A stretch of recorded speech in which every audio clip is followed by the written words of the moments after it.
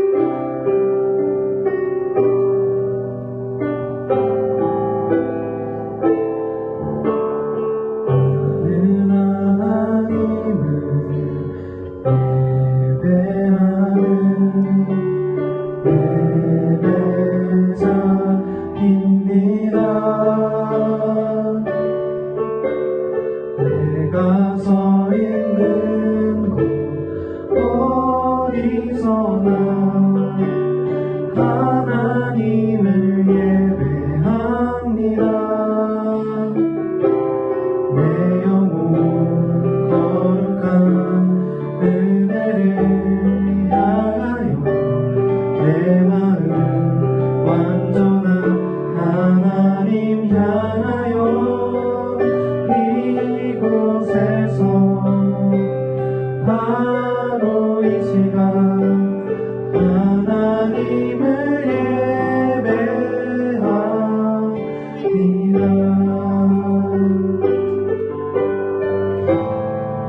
나는 하나님을 예배하는 예배자입니다. 내가 서 있는 곳 어디서나 하나님을 예배합니다. 내 영혼 거룩한 은혜를 향하여 내 마음 완전한 하나님 향하여 이곳에서 바로 이 시간 하나님을 예배하니 나의 평생에 한 가지 소원 주의 아름다우신 사랑도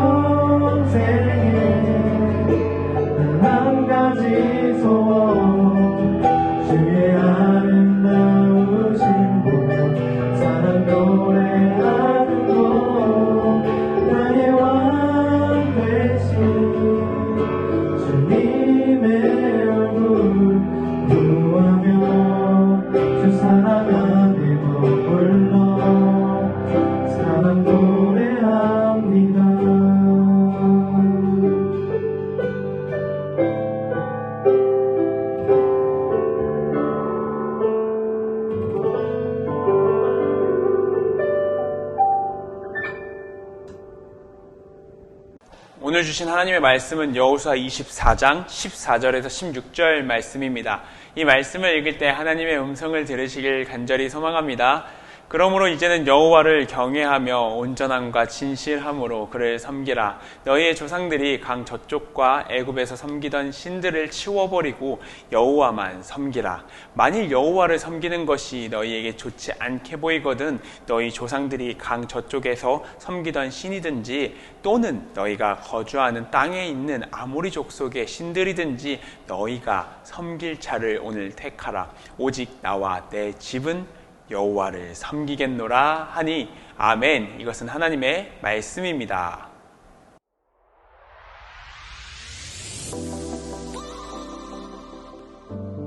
샬롬, 복된 주일입니다. 오늘은 마지막 스튜디오에서 찍는 예배 영상이 올라가는 날이네요. 이제 우리 함께 모여 찬양하고 예배를 드리며 하나님께 다가가는 시간이 곧 다가올 것이라 기대하고 있습니다. 아직 참여하기에는 어려운 친구들은 전사님에게 연락 주시고요. 주한대학원 대학교 2층에서 10시 함께 할 수 있으면 좋겠습니다. 그 자리 전사님이 기다리고 있을 테니까요. 함께 와서 예배 드리는 그 순간 함께 하길 바랍니다.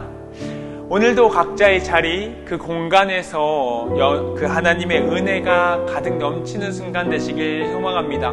이제 제가 선포하길 원하는데요. 그때 여러분들도 여러분들의 입술로 선포되어지는 그 음성의 아멘으로 화답하시는 시간 되시길 간절히 소망합니다. 전사님이 선포할 때니까 우리 함께 아멘으로 화답해 주시길 바랍니다.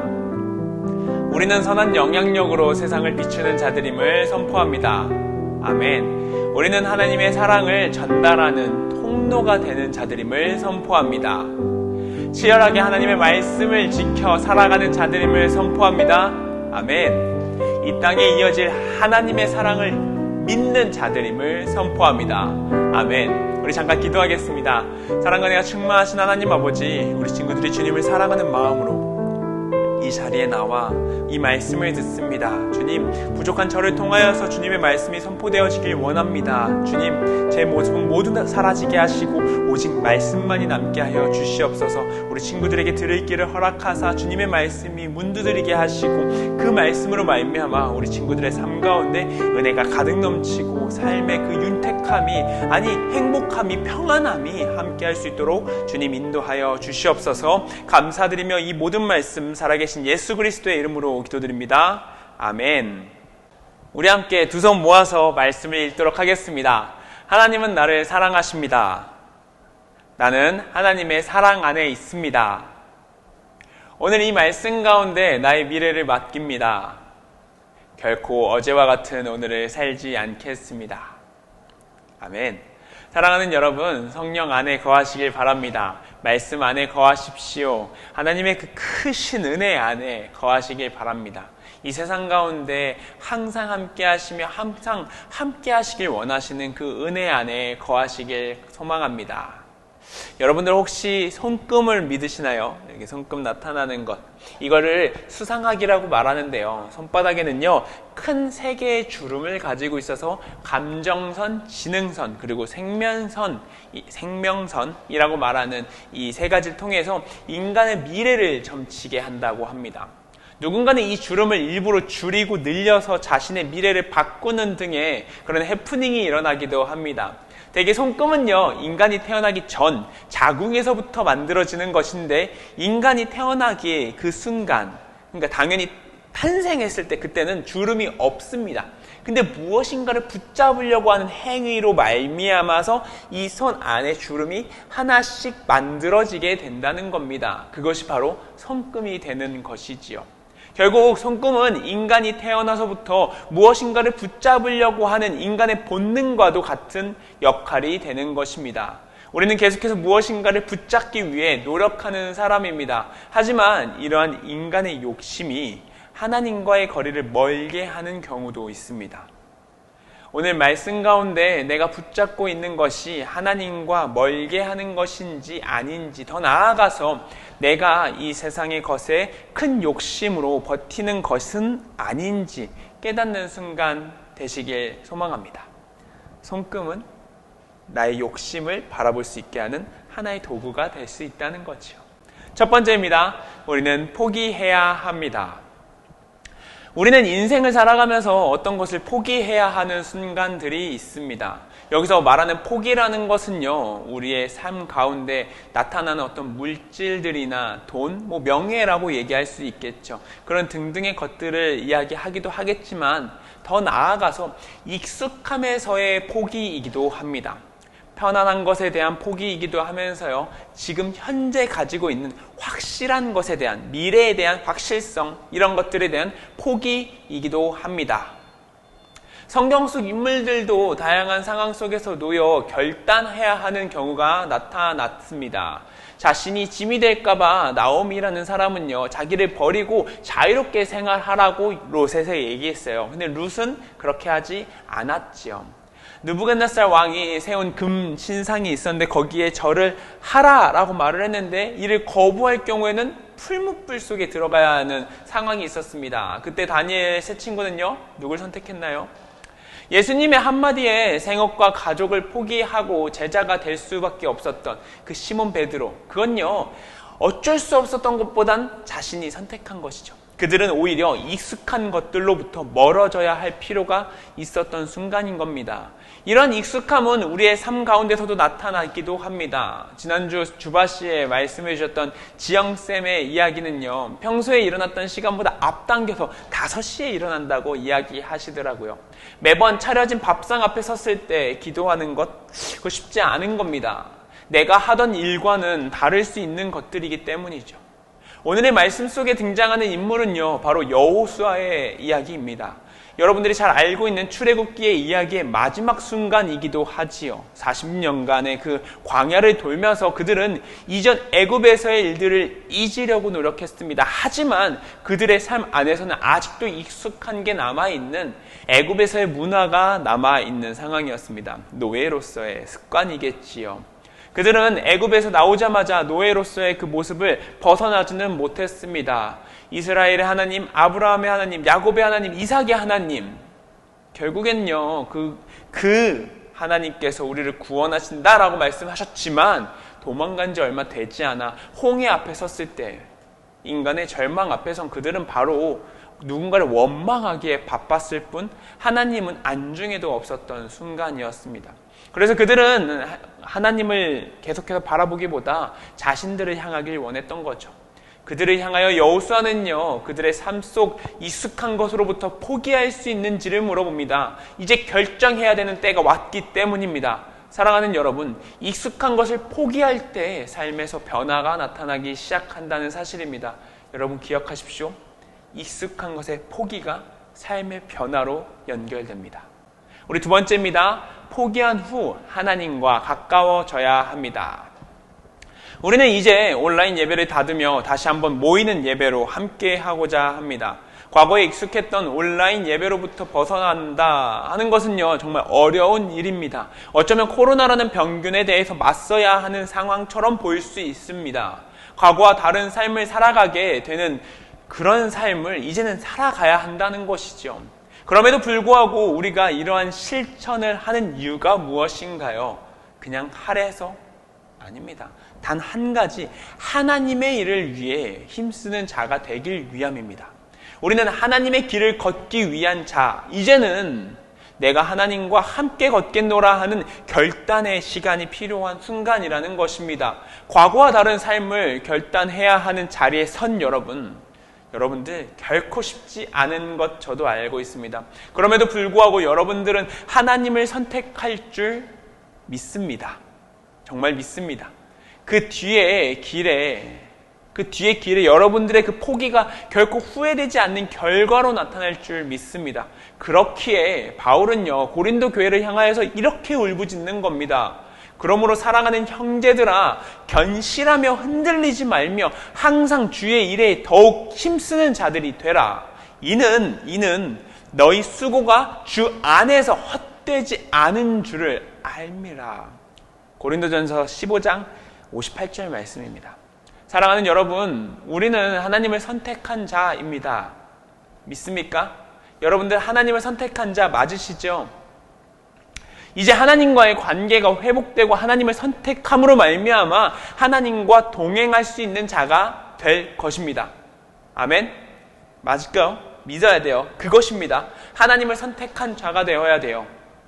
과거 무디 신학교 학장이셨던 조지 스위팅이라는 분이 계셨습니다. 그분은 이런 표현을 사용하시더라고요. 하나님께는 자녀가 있을 뿐이지 손자는 없다. 이 말은 무슨 뜻일까요? 우리는 하나님을 아버지라 말하고 우리 어머니도 하나님을 아버지라고 부릅니다.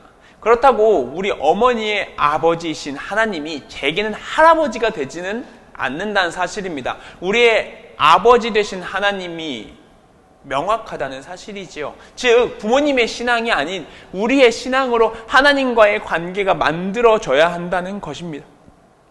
우리 부모님께서 아주 좋은 믿음을 가졌으니까 부모님의 신앙을 잘 보았기 때문에 내가 자동적으로 그리스도인이 된다? 아쉽게도 그 말은 틀린 사실입니다.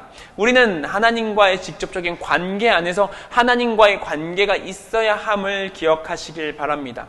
기독교의 신앙 안에서 태어난 여러분들, 그건 엄청난 축복입니다.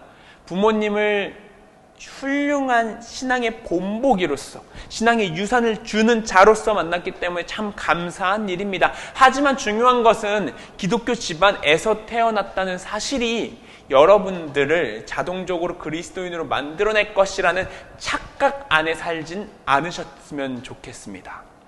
우리에게 필요한 결단이 있어야 합니다. 그것이 없이는 하나님의 아들이 될 수 없습니다. 사랑하는 여러분, 결단합시다. 우리는 어머니의 뱃속에서부터 무엇인가를 쥐기 위해서 안간힘을 쓰며 살아왔습니다. 이는 인간이 바라는 것이 이 세상 안에서 많은 것들임을 뜻하는 것이겠지요. 우리는 이 땅의 것이 아닌 하나님을 붙잡기 위해 노력해야 합니다. 하나님을 붙잡음으로 말미암아 하나님과 함께 걸어가야 합니다. 주님, 내가 이것만 가지면 됩니다. 내가 이것만 가지면 됩니다. 그러면서 나타나는 이 성금을 보면서 여러분들 꼭 돌아보시길 바랍니다. 내가 갖고자 하는 것이 욕심이 아닌가? 내가 하나님을 향한 사랑이 아닌가? 하나님을 향하지 않는다면 그것은 다 의미 없는 애국배, 그 잔재와 같은 것이 되겠지요. 같이 기도했으면 좋겠습니다. 주님, 내가 이제 결단하여서 익숙한 것에서부터 벗어나 하나님을 결단하고 하나님을 향하여서 걸어가길 원합니다. 주님, 나의 손을 붙잡아 주시고 내가 걸어가는 그 발걸음 가운데 하나님과 동행하게 하여 주시옵소서. 우리 잠깐 기도할까요? 함께 기도하시며 하나님, 내가 가까이 가겠습니다 고백하시길 바랍니다.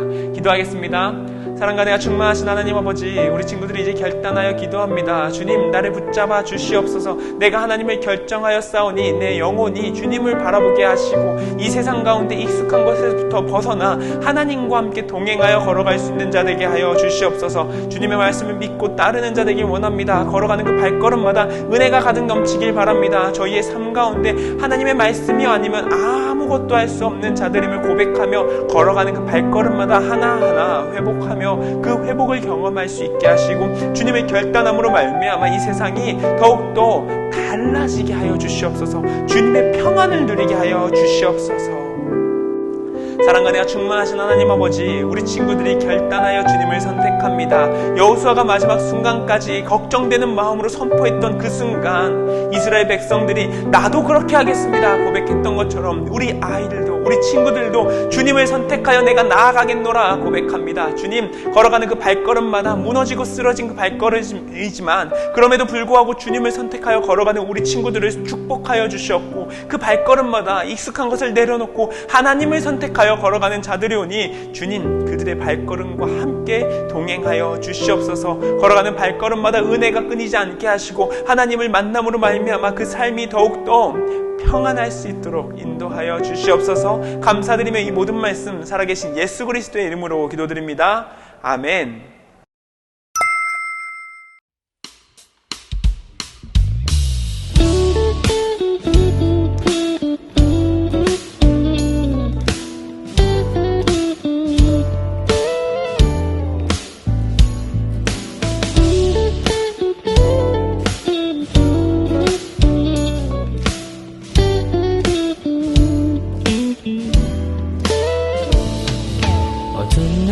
지나고 그가 빛을 발하리 쓰러져가는 우리 영혼 주가 붙잡아 주시리 우린 쉬지 않으리 이 길에 끝이 있으니 한 걸음 한 걸음 주와 함께 걸으리 우리의 걸음이 끝나는 그날 매 순간 함께 하시니 우릴 안아주시리 더 이상 눈물 없으리 당신의 그 나라 안에서 이제 영원히 주품 안에서 우리 찬양하겠네 우리 가는 이 길 세상이 미련하다 해도 우리는 주가 보여주신 그 한 소망이 있으니 어둠의 조각조차 그곳에 발들이지 못해 당신의 나라에 우리 영원히 거하네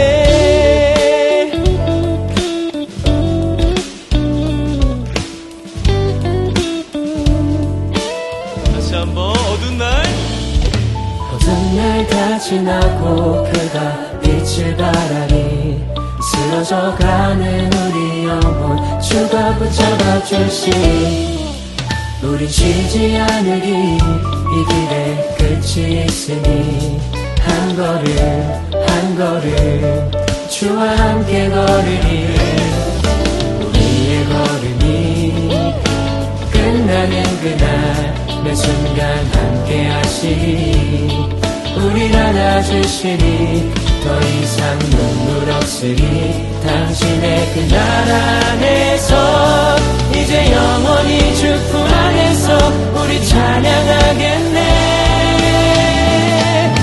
우리 가는 이 길 세상이 미련하다 해도 우리는 주가 보여주신 그 한 소망이 있으니 어둠의 조각조차 그곳에 발들이지 못해 당신의 나라에 우리 영원히 우리 가는 이 길 세상이 미련하다 해도 우리는 주가 보여주신 그 한 소망이 있으니 어둠의 조각조차 그곳에 발들이지 못해 당신의 나라에 우리 영원히 우리 함께 준비된 예물 위하여서 기도하겠습니다.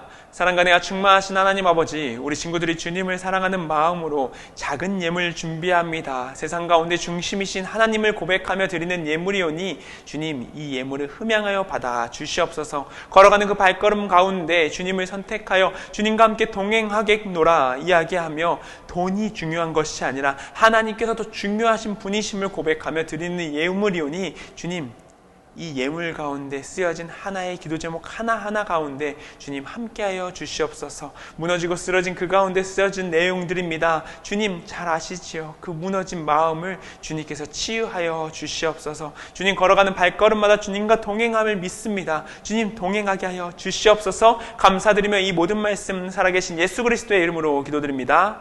아멘. 우리 함께 주기도문 하심으로 예배 마치겠습니다. 하늘에 계신 우리 아버지, 아버지의 이름을 거룩하게 하시며 아버지의 나라가 오게 하시며 아버지의 뜻이 하늘에서와 같이 땅에서도 이루어지게 하소서. 오늘 우리에게 일용할 양식을 주시고 우리가 우리에게 잘못한 사람을 용서하여 준 것 같이 우리 죄를 용서하여 주시고 우리를 시험에 빠지지 않게 하시고 악에서 구하소서. 나라와 권능과 영광이 영원히 아버지의 것입니다. 아멘.